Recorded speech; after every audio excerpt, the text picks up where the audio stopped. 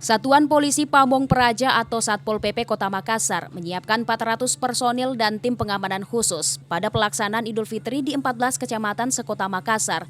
Pengamanan khusus akan diturunkan di beberapa titik vital pelaksanaan Idul Fitri seperti Al-Markas, Masjid Raya, dan Lapangan Karibosi.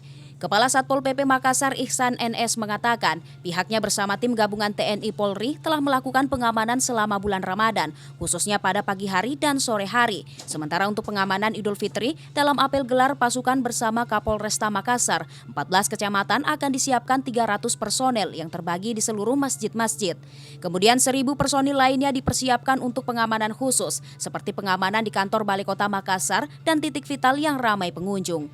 Khusus dari kami Satpol PP, kita terjunkan 400 personil dengan asumsi 300 di 14 kecamatan, BKO 100 dari Mako, Balai Kota. Itu yang setiap saat kalau dibutuhkan di wilayah, itu kita terjunkan dari Mako. Selain tugas-tugasnya setiap hari patroli yang rutin. Ihsan juga menambahkan, tim yang telah disiapkan merupakan personil yang telah bertugas di beberapa titik di kecamatan, sehingga memudahkan untuk koordinasi dan pengamanan wilayah hingga hari Idul Fitri. Ira, Fajar TV dan Fajar Radio melaporkan.